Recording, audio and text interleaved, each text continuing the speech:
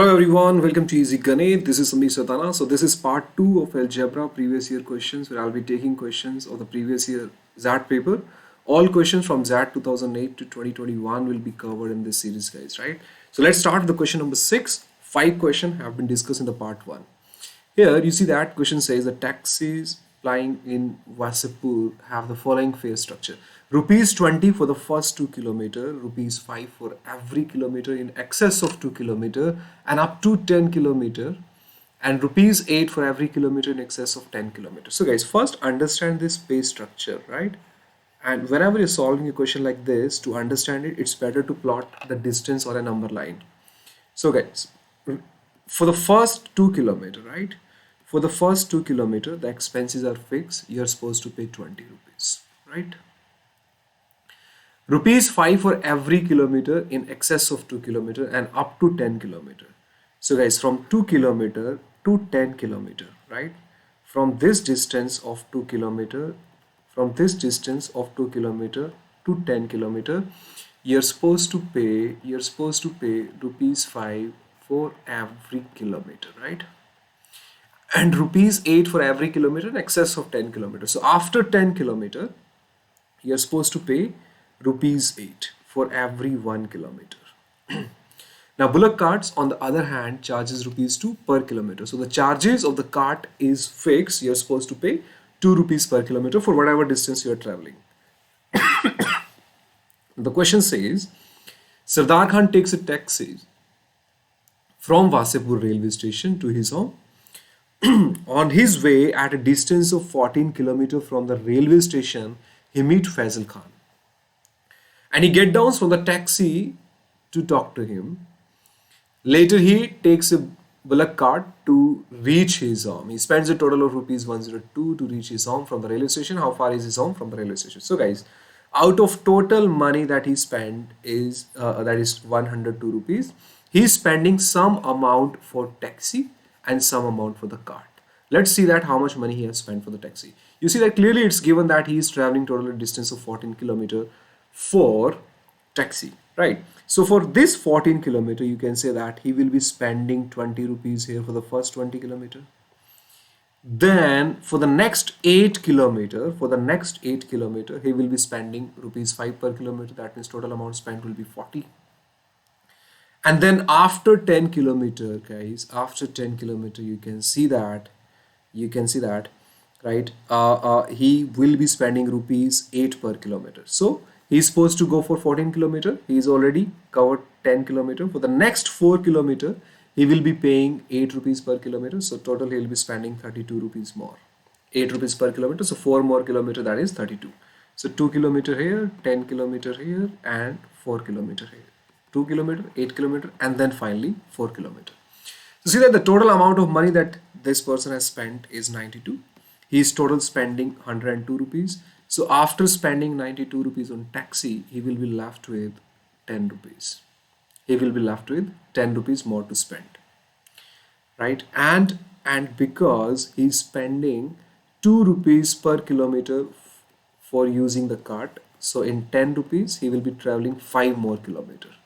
That means Sardar Khan has traveled 14 kilometer by taxi and 5 more kilometer by the cart. So total distance traveled would be 19 kilometer. So therefore the answer to the question is option number C, everybody. This is the correct answer. Very easy question, guys. Next, question number 7. It says that in an examination, 2 types of questions are asked. 1 mark question and 2 mark question. So there are 2 types of question. Either the question would be 1 mark or the question would be of 2 marks, right?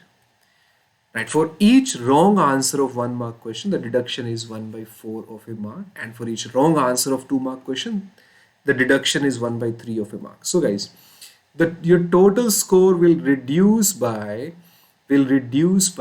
1 plus 1/4 of a mark if you're doing a 1 mark question wrong. You might have got 1 positive mark, but now instead you're getting negative minus 0.25 mark. So your total score get reduced by 1.25 marks if you're doing a 1 mark question wrong.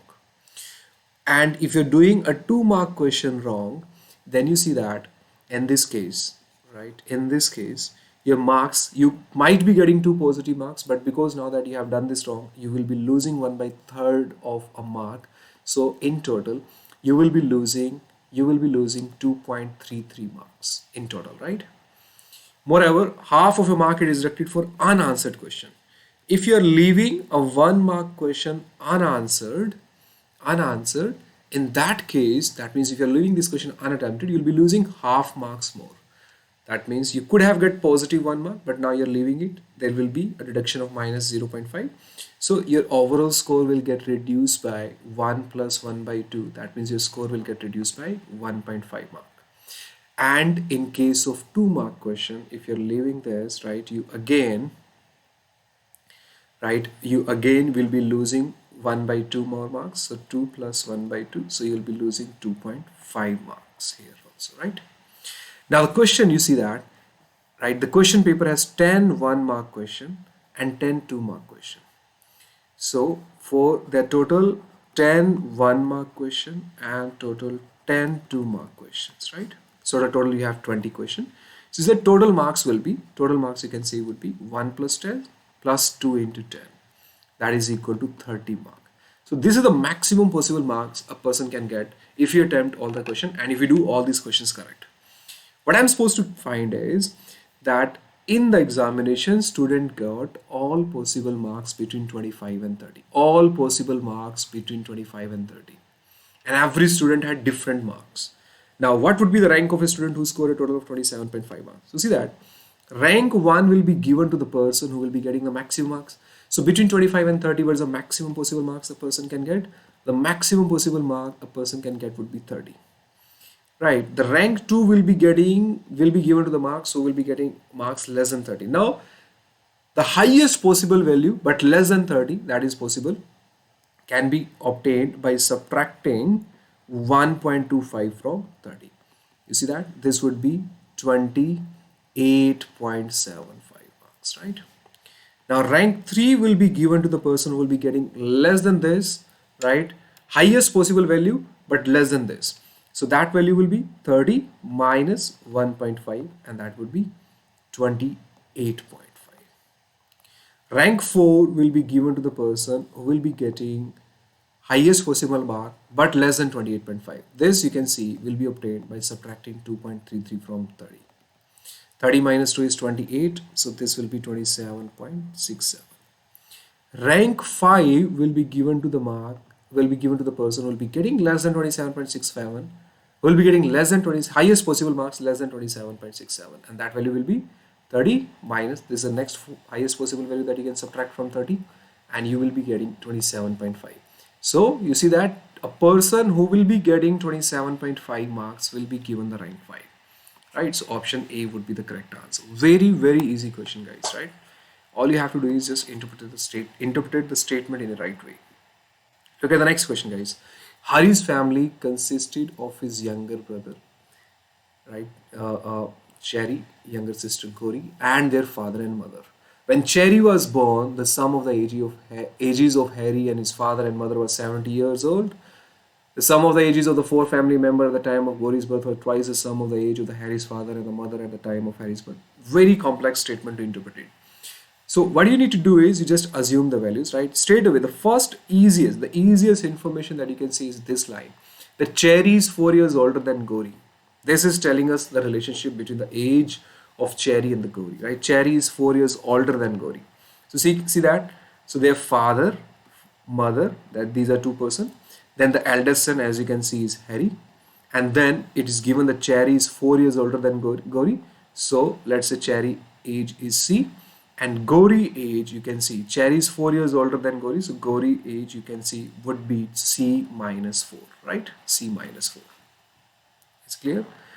Now let's use the first information, guys. Let's say that these are the present age of father, mother, Harry, Cherry, and Gauri, right? Look at the first statement, guys. When Cherry was born, the sum of the ages of Harry, his father and mother was 70 years. So guys, if the current age of Cherry is C, so can I say Cherry was born C years before? Now see that when Cherry was born, when Cherry was born, right? At the time of Cherry birth, the age of the father would be F minus C, because now the age of the Cherry is C. So can I say at the time of Cherry birth, the father age must be F minus C, mother age must be M minus C, Harry age must be H minus C. And it is given to us that the sum of these ages, F minus C plus M minus C plus H minus C, this total age is given to us as 70. Can I say F plus M plus H minus 3C will be equal to 70?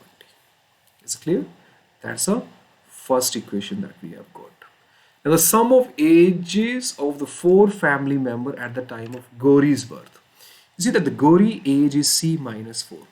Can I say sum of the ages of the four family member at the time of Gauri's birth? So at the time of Gauri's birth, guys, make another equation.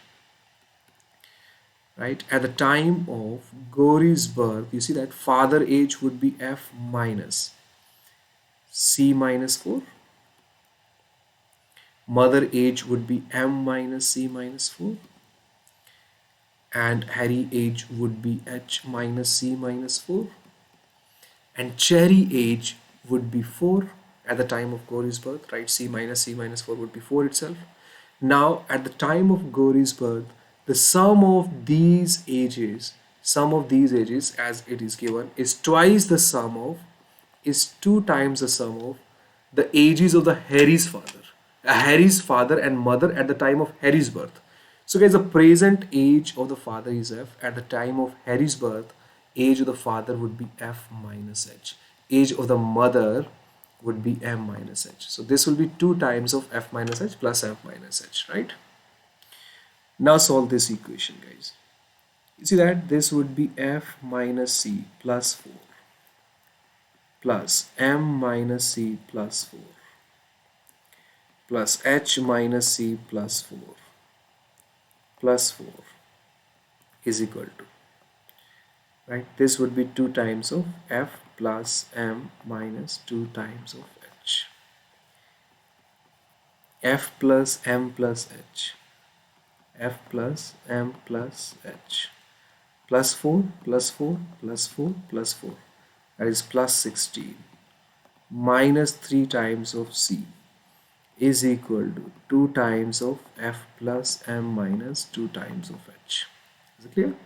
Now can you see that here I can put the value of F plus M plus H here? That would be 70 plus 3C, right? F plus M plus H minus 3C straight away 70. 70 plus 16 will be equal to 2 times of F plus M minus 2H. This is 86. Now this cancel it on 43. So can I say F plus M minus 2H is equal to 43? This is the second equation that you should know. Now, what I'm supposed to find out is the difference in the age between the Harry and Cherry. So H minus C is what I need to find out. So basically what I need is a relationship between H and C. You see that here I have a relationship between F and M. F plus M is 43 plus 2H. Right, so can I straight away use F plus M value over here? I'll get a relationship between H and C, and this is what my purpose is. Put the value of F plus M as 43 plus 2H plus H minus 3C is equal to 70. I'm putting the value of equation from 2, that is the value of F plus M, in the equation 1. So guys, you see that here 2H plus H is 3H. So 3H minus 3C is 27.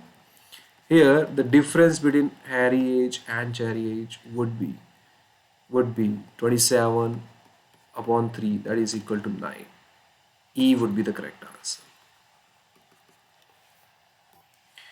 Question number 9, guys. In a true false quiz, 4 marks are awarded for each correct answer and 1 mark is deducted for each wrong answer. Amit, Ben and Chitra answered the same 10 questions and their answers are given below in the same sequential order. So guys, these are the 3 people, Amit, Ben and Chitra. The sequence of their answer is given to us in the table. That means for these are the 10 responses of Amit sheet. These are the 10 responses of the Ben's These are the responses of Chitra. See that? So these are true false quiz question, and we have total 10 number of questions, right? Now if Amit and Ben both had 35 scores, so these two people, both of these two people have scored 35 each, right? The score of Amit is 35 and the score of Ben is also 35. So guys, you see that in 10 question, right? In 10 question, 4 marks are awarded for each correct answer. 4 marks are awarded for each correct answer. How is it possible out of 10 questions? How is it possible for you people to get 35 marks, guys? The in a 10 in 10 in 10 in a paper where we have a 10 question, right? For the correct answer, I got 4 marks. For the wrong answer, I'm getting negative. The only possibility to get 35 marks is to get 9 questions correct and 1 question wrong. In that, this is the only possible way of getting 35 marks. So can I say that Amit is having 9 correct question and 1 wrong? Similarly, Ben is also having 9 correct question and 1 wrong. Now if you compare the response of Amit and Ben, you will see that the only questions number where the answers of Amit and Ben is different is this one, right? That is question number 3, you can say, and the question number 5. These are the only 2 questions where the answers of Amit and Ben are different one, right? For rest of the question, right? For the rest of the question, you see that Amit and Ben answers are same. So can I say that if Amit is doing 9 correct questions, Ben is also doing 9 correct questions, but the answer of 2 questions are not matching for Amit and Ben, can I say the rest of the questions are correct for Amit and Ben? These are the correct answer for Amit and Ben. So now based on these responses, I can see that Chitra's question number 1 is correct, Chitra question number 2 is correct. Then you see that question number 4 of Chitra is different from question number answers of Amit and Ben. So this is a wrong question.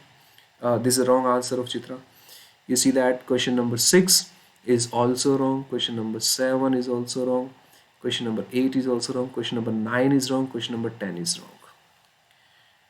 Now we are left with 2 questions. See that if you talk about Amit and Ben got these 8 questions correct, right? Where I have, these are the 8 correct questions of Amit and Ben. These are the 8 correct questions, right? And I want to make 9 questions correct for Amit and 9 questions correct for Ben.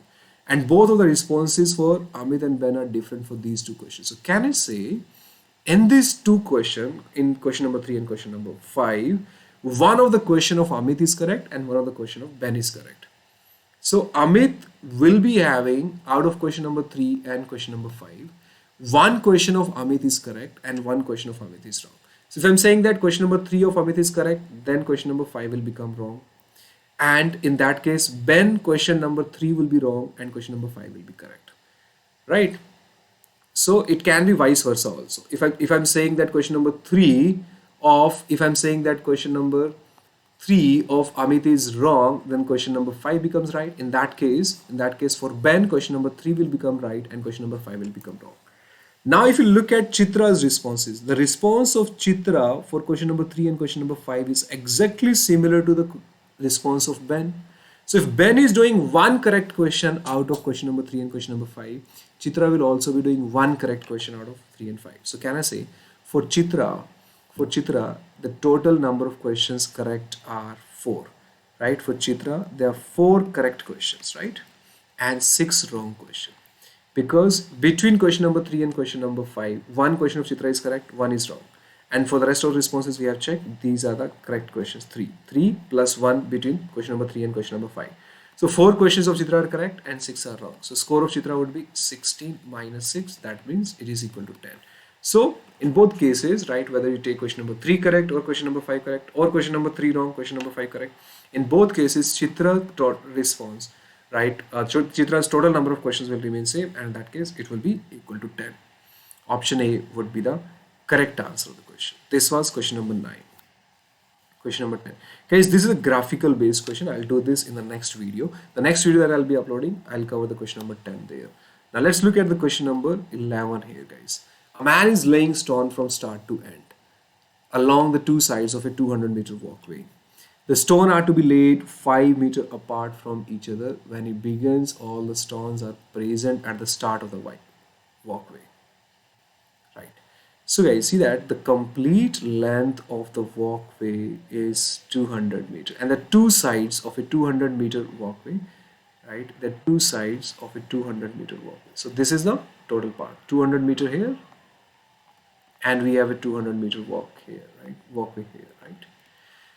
Now the stones are to be laid 5 meter apart from each other. When he begins, all the stones are present at the start of the walkway. So guys, let's say that this is the point where all the stones are present initially, right? All the stones are present initially. Now what he's doing is, for all the other stones, the man lays a stone first along the walkway side, then along the other side in exactly similar manner. So first he lays the stone 5 meter apart. He lays the stone 5 meter apart. He lays the stone 5 meter apart for first walkway, and similarly in the same fashion he lays a stone 5 meter walk in the second way, right? However, he can carry only one stone at a time. To lay each stone, the man walks to a spot, lays the stone, and then walk back to pick another. Then, after laying all the stones, the man walks back to the start, which makes the end of his work. What is the total distance that the man walks in executing this work? Assume that the width of the walkway is negligible. So guys, at one time he can pick one stone only, right? It's clearly written that he can carry only one stone at a time. So guys, first he will pick the stone, right? Let's say this is a stone he's picking, right? He's carrying this stone to this distance, right? He will travel a distance of 5, and then he will walk back. So to place first stone, he will be traveling a distance of 10 kilometer. Then he'll place a stone here. Then he'll pick the next stone, right? Again walk 10 kilometer, then we'll walk back 10. So for to place a second stone, he will be traveling a distance of 20. Then again for third stone, he will be traveling 15 in this direction and 15 in this direction. Total distance travel will be 30, right? Let's see that a 200-meter path, right? And if I cut 200-meter path with placing stone at its distance of 5 meter, I need to place total 40 stones, right? For the first stone, the distance traveled is 10. For the second stone, distance travel is 20. For the third stone, distance travel is 30. So that for the first stone, distance travel is 10. For the second stone, distance travel is 20. For the third stone, distance travel is 30. So for the 40th stone, distance travel will be 400. 10 can be taken as common. This is 1 plus 2 plus 3 up to 40. This is sum of first 40 natural number, n into n plus 1 upon 2. So on one side way, the total distance traveled would be 8200, and the same distance, right? The same distance will also be traveled for the second walkway. So total distance traveled will be 8200 multiplied by 2. The total distance traveled would be 16,400 meter, which is your option number D, and that's the correct answer to the question. Question number 12, guys. Look at this question. It says in an examination there are 30 questions. 1 mark is given for each correct answer, and 0.25 is deducted for every incorrect answer. So there are two types of questions, right? Correct and wrong. Total number of questions, correct plus wrong, are 30. Right? For the correct answer, we have 1 mark, and for the wrong answer, we have negative 0.25.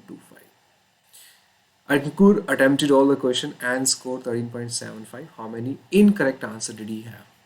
This is actually a very easy question from the previous year paper of SAT. Very, very simple. Let's say that X are the number of questions that he is doing correct. So automatically 30 minus X will be the number of questions he is doing wrong. So score, you can see that for every correct answer will be getting X marks plus 30 minus X minus 0.25. These are the total marks he'll be getting, and that marks and final score that he's getting is 13.75. All I have to do is just solve this equation. I'll get my answer. X minus 7.25 minus minus plus, that becomes 0.25. X, this is equal to 13.75. 1.25 X is equal to 15, guys, right? Oh, sorry. That would be 13.75 plus 7.25. 1.25x you can see will be equal to 13 plus 720 plus 121, right? I'm doing wrong calculation, I guess. 1 mark for each correct answer. 30 minus x will be wrong. There'll be a deduction of minus 0.25 marks here. 25 into 3 7.5, minus minus will become plus, and the total score that he's getting is 13.75. Okay, 1.25 is equal to 13 7 20 21. So guys, x, right, the number of correct answer would be 21 upon 1.25. Okay, 25 into 4, 25 into 5. That's a wrong calculation. Let me do it again for you.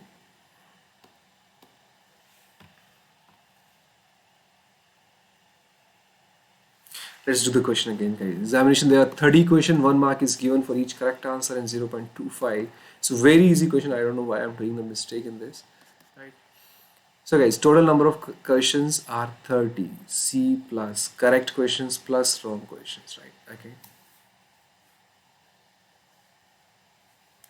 Okay, Ankur is attempting all the questions. So correct questions plus all the wrong questions will be equal to 30. If I'm saying that Ankur is doing x number of correct questions and the wrong questions would be 30 minus x. So guys, for every correct answer, 1 mark will be given. Plus, for every wrong answer, a negative 0.25 will be given. So because it's a negative mark, so let's subtract it. This total value is equal to 13.75. I'm sure you'll get the answer this time now. Now this is 0.25 into 3, 30. 25, this is 7.5. Okay, so I guess this is where we were wrong, right? That's correct. Plus 0.25x is equal to 13.75. So we have 1.25x is equal to 5, 7 plus 5, 12, 13, 7, 21. Okay, now we got it correct. 2125 upon 125. 25 into 85, 25 into 5. 25 into 8 and then 5. Right, this will give us the answer as 17. So correct questions are 17, right? How many incorrect answer did he have? So wrong questions would be 13, guys, right? So incorrect answer would be 13. Answer would be none of the above. E would be the correct answer, guys. Very, very easy question. A basic, simple linear equation is what you need to make to answer this question. So guys, I'll be doing rest of the question in the next part of the video. Subscribe to the channel of Easy Ganit to cover your 100% syllabus, right, for CAT and OMTs. In the description part of the video, I have given you the link of 7 algebra workshop that I took for CAT, and I'm sure the questions are quite relevant for that exam also. If you want a quick revision of all the topics of algebra, right, starting from linear equation, then quadratic equation, higher equation, modulus, inequality, logarithm, please watch all these 7 algebraic workshop, right? These and then this collection of questions is really great. This will really help you for that exam. You can look at all these 7 workshop sessions that I have taken. Use the code SME.YT to look at all these sessions, guys, right? Subscribe to the channel and look at all these videos, look at all these special classes. I'll put the link of all these 7 algebraic sessions in the description part of the video. Also, you can join my Telegram channel. Link is given in the description part to ask any doubts that you have for your CAT and OMT exam preparation. Thank you so much for watching the video, guys. See you in the next class. Bye. Take care. Thank you.